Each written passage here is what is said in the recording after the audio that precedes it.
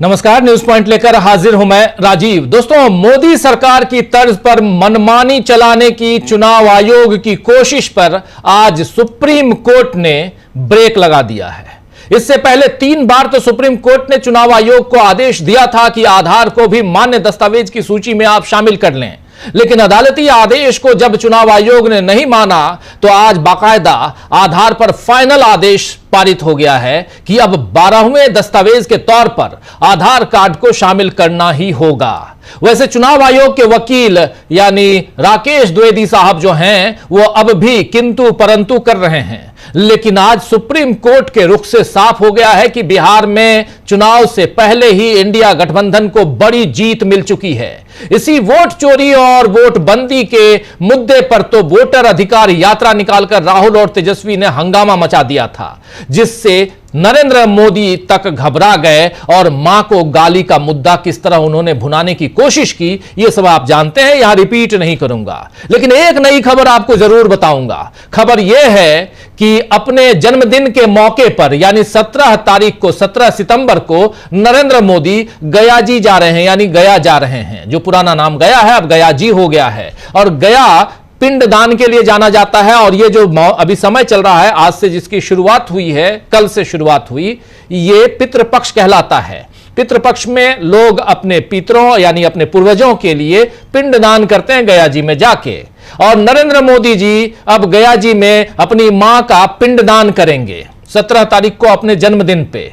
जरा सोचिए, बिहार, गया जी, 17 तारीख जन्मदिन, पूरा पिक्चर बन रहा है। 2022 में मोदी की माताजी हीराबेन का निधन हुआ था। दिसंबर का महीना था, 30 दिसंबर मुझे जहां तक लग रहा है, ध्यान नहीं है, लेकिन दिसंबर में। 3 साल में नरेंद्र मोदी ने पिंडदान जरूरी नहीं समझा। अब चुनावी साल है तो मोदी ये काम कर रहे हैं। हालांकि 5 मई 2023 शुक्रवार को काशी में नरेंद्र मोदी की मां हीराबेन का पिंडदान किया गया। 5 मई 2023 दिन शुक्रवार काशी में नरेंद्र मोदी, जहां से वाराणसी से जीत के आते हैं, नरेंद्र मोदी जी की मां हीराबेन का पिंडदान किया गया। दशाश्वमेध जो है, दशाश्वमेध घाट जो है, उस घाट पर कड़ी सुरक्षा व्यवस्था के बीच प्रधानमंत्री के भाई पंकज मोदी ने विधि विधान से पिंडदान किया था। राजस्थान पत्रिका एक अखबार है दोस्तों, उस अखबार की खबर के मुताबिक घाट पुरोहित राजू झा ने बताया कि यहां माता हीराबेन का पिंडदान करने में पीएम मोदी के माता पिता के साथ सभी पूर्वजों का परिपूर्ण रूप से मोक्ष की प्राप्ति होगी, और उन्होंने पिंडदान कर दिया था। तो सवाल यह है कि मां का दोबारा पिंडदान आखिर मोदी क्यों कर रहे हैं? सवाल तो बड़ा है। खैर, इससे बिहार का चुनाव और उसका क्या कनेक्शन है, यह सब आप समझ चुके होंगे, समझाने की यहां जरूरत नहीं है। लेकिन लोगों को भावनाओं में उलझाने वाली बीजेपी सुप्रीम कोर्ट के आदेश के बाद अब खुद उलझन में पड़ती हुई दिख रही है। एसआईआर मामले को मुखरता से उठाने वाले योगेंद्र यादव ने इस मसले पर आज जब यह सब कुछ हुआ है उसके बाद क्या कुछ कहा है, जरा सुन लीजिए योगेंद्र यादव को। कोई 2 महीने की कानूनी लड़ाई के बाद आखिर वोटबंदी की साजिश पे एक बहुत बड़ा विराम लगा है। एक ऐतिहासिक आदेश आज मिला है सुप्रीम कोर्ट में, जहां सुप्रीम कोर्ट ने स्पष्ट शब्दों में अब कह दिया है कि आधार को आपको जैसे 11 दस्तावेज थे उसी तरह से 12वें दस्तावेज के रूप में स्वीकार करना पड़ेगा। ये जो एसआईआर नामक षड्यंत्र है वोटबंदी का, लाखों करोड़ों लोगों को वोटर लिस्ट से बाहर रखने का, इस षड्यंत्र के पीछे खेल ये था कि आप 11 में से कोई एक डॉक्यूमेंट दो। 11 में 2 तो ऐसे थे जो अच्छे डॉक्यूमेंट है लेकिन किसी के पास तो है नहीं, पासपोर्ट और एनआरसी। बाकी ये पीले दस्तावेज थे जो एविडेंशियरी वैल्यू तो है लेकिन बिहार में ज्यादातर लोगों के पास है नहीं। लेकिन दूसरे कुछ ऐसे डॉक्यूमेंट थे जो कि चुनाव आयोग खुद हमेशा स्वीकार करता रहा था, चाहे वो एपिक हो, आधार हो, पैन कार्ड हो, ड्राइविंग लाइसेंस हो। लेकिन चुनाव आयोग ने कहा जो डॉक्यूमेंट है वो हम मानेंगे नहीं, जो नहीं है वो मांगेंगे। सुप्रीम कोर्ट ने चुनाव आयोग को सुझाव दिया कि आधार मान लीजिए। 2 बार इशारा किया ऑर्डर में हल्के हल्के, लेकिन चुनाव आयोग नहीं माना। और जो लोग आधार स्वीकार कर रहे थे बीएलओ, उनको शो कॉज नोटिस दिया चुनाव आयोग ने आज जब ये सारी बातें सुप्रीम कोर्ट के संज्ञान में आई तो कोर्ट ने स्पष्ट रूप से आदेश दिया है कि अब इशारे से काम नहीं चलेगा, आधार को 12वें दस्तावेज के रूप में स्वीकार करना होगा, इसको पब्लिक के सामने ले जाना होगा।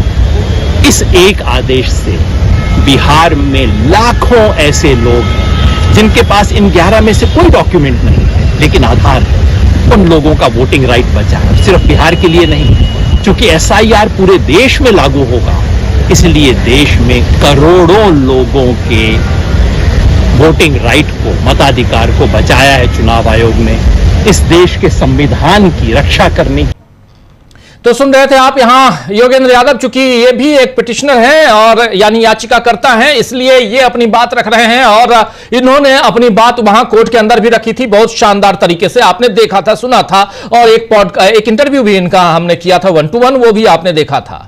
और आज इसी मसले पे इन्होंने जो कुछ कहा है आप तक पहुंचा रहे थे हम। वही एक टेलीविजन से चर्चा में पूर्व चुनाव आयुक्त ओपी रावत, पूर्व चुनाव आयुक्त अशोक लवासा और एसवाई कुरैशी, तीनों ने यही माना है कि राहुल गांधी ने कोई गड़बड़ी वोटर लिस्ट या मतदान में दिखाई है, यानी महादेवपुरा की बात, तो उसकी जांच के आदेश चुनाव आयोग को देने चाहिए, न कि राहुल गांधी से एफिडेविट मांगना चाहिए। यानी मुख्य चुनाव आयुक्त ज्ञानेश गुप्ता पर उनके सीनियर ही सवाल उठा रहे हैं, लेकिन ज्ञानेश कुमार गुप्ता आखिर इन बातों को समझेंगे कब? कुल मिलाकर बिहार में बीजेपी का साम दाम दंड भेद कुछ भी काम नहीं आ रहा है।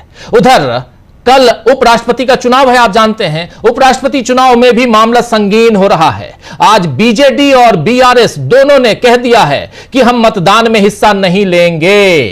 बीजेडी और बीआरएस, बीजू जनता दल, और उधर तेलंगाना की पार्टी बीआरएस, भारत राष्ट्र समिति, इन्होंने भी कह दिया है कि यानी हम नहीं लेंगे इस मतदान में हिस्सा। यानी एनडीए के पुराने साथियों ने बीजेपी से दूरी बना ली है। दोनों के कुल 11 सांसद राज्यसभा में हैं। इधर इंडिया गठबंधन के उम्मीदवार बी सुदर्शन रेड्डी की जीत का यकीन तमाम विपक्षी दलों को है।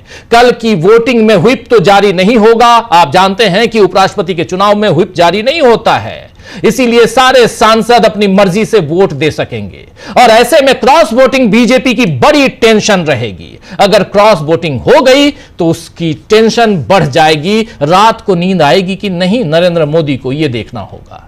तो आइए दोस्तों, आज चर्चा करेंगे कि किस तरह बड़ी टेंशन में आ चुकी है बीजेपी। एक तरफ उपराष्ट्रपति चुनाव में क्या होगा खेल, सवाल है, जवाब ढूंढेंगे। और दूसरा कि चुनाव आयोग को सुप्रीम कोर्ट ने कैसा झटका दिया है। थोड़ी सी बात